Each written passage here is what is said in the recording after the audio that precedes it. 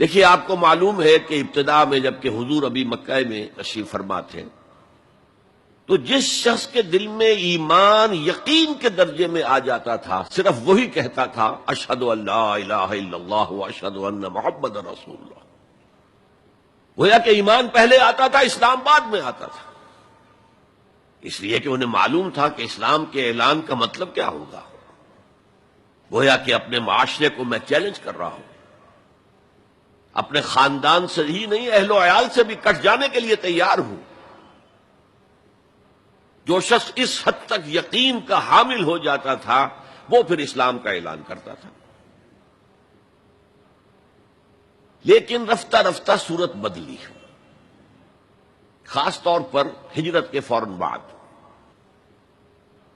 آپ کو معلوم ہے کہ وہاں اللہ تعالی نے ایسے حالات اور اسباب پیدا کر دیے کہ جو دو قبیلے وہاں پر اصل عرب قبیلے آباد تھے، اوس اور خزرج، ان دونوں کے تمام اکابر ایمان لے آئے.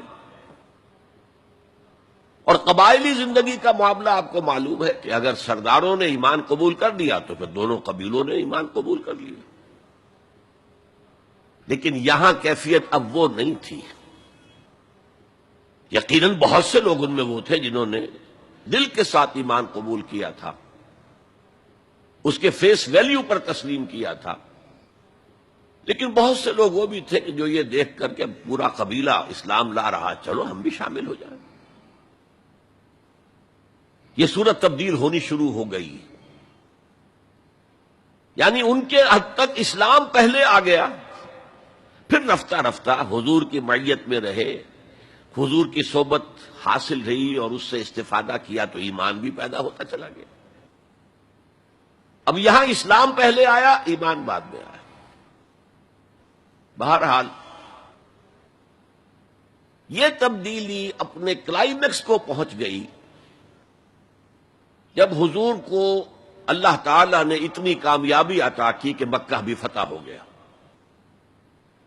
تو اگرچہ عرب میں کوئی فارمل گورنمنٹ نہیں تھی، کوئی حکومت فارمل وہاں قائم نہیں تھی، لیکن قریش کا مقام پورے عرب میں ایسے ہی تھا جیسے کہ کسی ملک کا صدر مقام ہوتا ہے. مذہبی مرکز وہی تھا، خانہ کعبہ وہاں تھا، تمام قبیلوں کے بت وہاں رکھے ہوئے تھے، قریش اس کے متولی تھے، لہذا قریش کو امتیازی حیثیت حاصل ہو گئی. اور اس کا سب سے بڑا معاشی فائدہ جو انہیں ہوا تھا وہ یہ تھا کہ جب کہ دوسرے کسی قبیلے کا کوئی تجارتی قافلہ بچ کر نہیں جا سکتا تھا، اس پہ لوٹ مار، وہاں قریش کے قافلے کو کوئی ہاتھ نہیں لگاتا تھا. اس لیے کہ ہمارے تو خدا ان کے ہاسٹیجز ہیں، ہمارے بت جو ہے رکھے ہوئے ہیں ان کے پاس خانہ کعبہ کے اندر. اگر ہم ان کے قافلے پر کوئی حملہ کریں گے تو وہ ہمارے بتوں کی گردن توڑ کر یا ایسے اٹھا کر باہر پھینک دیں گے. تو بہت بڑا سیاسی اور بہت بڑا معاشی فائدہ قریش کو تھا اس خانہ کعبہ کی وجہ سے. اور اس پر ایک پوری صورت ہے قرآن مجید کی، لإلاف قریش ایلافہم رحلۃ الشتاء والصیف فلیعبدوا رب ھذا البیت الذی اطعمہم من جوع وآمنہم من خوف. اس گھر کی وجہ سے ان کو معاشی فوائد حاصل ہے اور امن حاصل ہے. بہرحال جب مکہ فتح ہو گیا حضور کے دست مبارک پر صلی اللہ علیہ وسلم، تو اب پورے عرب کے اطراف و اکناف میں یہ بات طے ہو گئی کہ اب جدید اصطلاح میں ہم کہیں گے it's no use continuing resistance. اب ہم کیا مخالفت کریں اور کیا اب آپ کا راستہ روکنے کی کوشش کریں. بات ختم ہو گئی جب مکے پر اب حضور کا قبضہ ہے صلی اللہ علیہ وسلم. تو اب قبیلوں نے اپنے وفد بھیجنے شروع کیے. فلاں وفد آ رہا ہے، ایمان کا اعلان کر رہا ہے، پورا قبیلہ ایمان لے آیا ہے. فلاں قبیلے کا وفد آ رہا ہے، ایمان کا اظہار کر رہے ہیں، مسلمان ہو گئے ہیں، پورا عرب مسلمان ہو گئے. اب یہ لوگ جو ایمان لا رہے تھے، اور ایمان لانے کا مطلب کیا ہے؟ صرف یہ کہہ دینا اشہد ان لا الہ الا اللہ واشہد ان محمد رسول اللہ. صلی اللہ علیہ وسلم. ان کی اندرونی کیفیات تین میں سے کوئی سی ایک ہو سکتی تھی. یا تو واقعی ان میں سے بھی کچھ لوگ ایسے تھے جو واقعتاً صدق دل سے ایمان لائے. ایسا بھی ہو سکتا ہے کہ وہ پہلے ہی سے ایمان لا چکے ہوں لیکن اپنے قبیلے کی عصبیت کی وجہ سے اور یہ کہ پھر قبیلے کو چھوڑ کر کہیں جانا پڑے گا وہ اظہار نہ کر رہے ہوں. اب اس کے اظہار کے اندر کوئی معنی نہیں رہا, کوئی رکاوٹ نہیں رہی, کوئی رسک نہیں رہا. یہ بھی ہو سکتا ہے.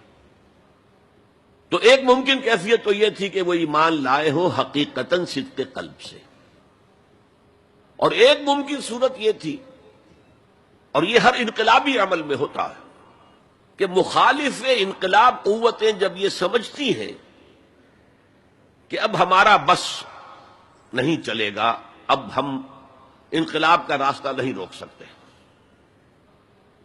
تو بظاہر سرنڈر کر دیتے ہیں, لیکن دلوں میں ایک ارادہ ہوتا ہے دیکھیں گے کوئی موقع ملا, وہ حالات بدلے تو پھر ان سے نبٹ لیں گے. اگر کسی نے اس نیت سے اسلام کا اظہار کیا تو وہ گویا کہ منافق تھا. لیکن بہت سے لوگوں کی کیفیت ہو سکتی ہے نظری اعتبار سے کہ نہ مثبت طور پر ایمان ہے نہ منفی طور پر نفاق ہے, کوئی دھوکہ دینے کا ارادہ بھی نہیں ہے, کوئی صرف ٹائم گین کرنے کے لیے اسلام کا اظہار نہیں کیا ہے. تو گویا کہ یہ پازیٹو ویلیو ایمان کی +1 +2 +3 +4 ایمان کے درجے ہیں.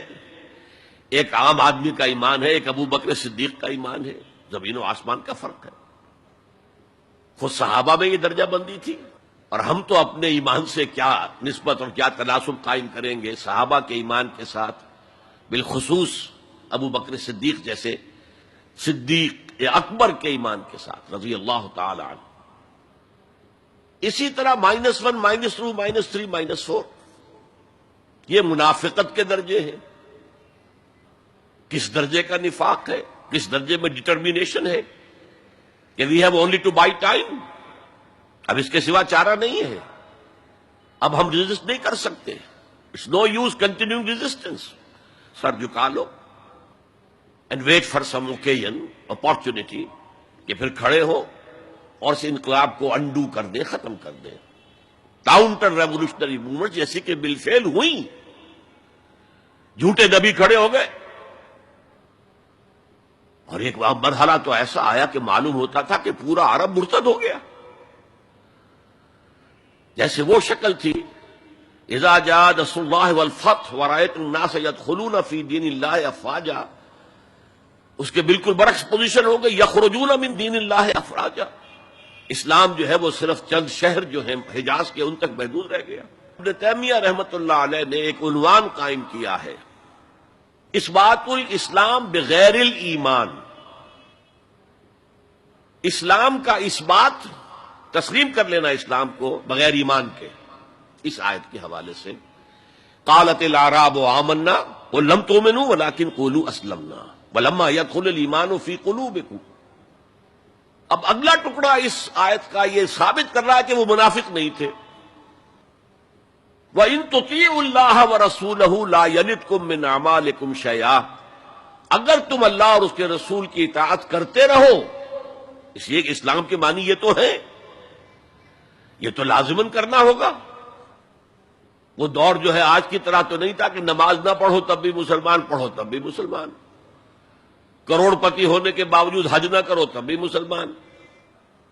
تو یہ بات تو نہیں تھی اس وقت. تو یہ کہ اطاعت تو کرنی پڑتی تھی, اس لیے کہ اطاعت تو ظاہر ہو جاتی, کوئی کر رہا ہے کون نہیں کر رہا ہے.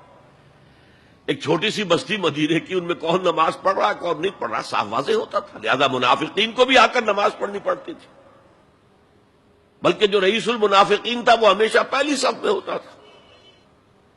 اور جب حضور صلی اللہ علیہ وسلم خطبہ دینے کے لیے کھڑے ہوتے تھے تو پہلے وہ کھڑا ہوتا تھا اور کہتا, لوگوں دیکھو ان کی بات توجہ سے سنو, یہ اللہ کے رسول ہے. تو یہاں کہا جا رہا ہے وَإِن تُطِيعُوا اللَّهَ وَرَسُولَهُ لَا يَلِدْكُم مِّنْ أَعْمَالِكُمْ شَيْئًا, جبکہ منافق کا کوئی عمل بھی قبول نہیں. لیکن یہاں فرمایا گیا کہ اگر تم اللہ اور اس کے رسول کی اطاعت کرتے رہو گے تو اللہ تعالیٰ تمہارے اعمال کے اجر و ثواب میں کوئی کمی نہیں کرے گا۔ دیکھیے اصولی اعتبار سے بات یہ ہے کہ ایمان کے بغیر کوئی عمل جو ہے قبول نہ ہو۔ یہاں ایمان کے بغیر نیکیوں کے اعمال کے قبولیت کا اعلان کیا جا رہا ہے، گویا کہ یہ ایک خاص رعایت ہے، اس لیے آیت ختم ہو رہی ہے ان اللہ غفور الرحیم، اللہ غفور ہے، اللہ رحیم ہے۔ یہ اس کے شان غفاری کا صدقہ ہے، یہ اس کی شان رحیمی کا صدقہ ہے کہ اس حال میں بھی تمہارے اعمال اگر تم اطاعت کرتے رہو گے اللہ اور اس کے رسول کی تو اللہ قبول فرما لے گا۔ البتہ یہاں یہ نوٹ آف کوشن سامنے رہنا چاہیے کہ اطاعت جزوی نہیں، اطاعت کلی، پوری کی پوری اطاعت۔ دو حکم بھی دیا گیا ہے، ماننا پڑے گا۔ تم اپنی ظاہری ٹیپ ٹاپ سے، اپنے داڑھیوں کے طول سے اللہ کو دھوکہ نہیں دے سکتے، اپنے عمروں اور حجوں کی تعداد سے اللہ کو دھوکہ نہیں دے سکتے۔ He sees you through and through، تمہارے باطن کو دیکھتا ہے، تمہارے دل کو دیکھتا ہے، اسے معلوم ہے کہ تم نے حج تو کیا، حرام کی کمائی سے کیا ہے۔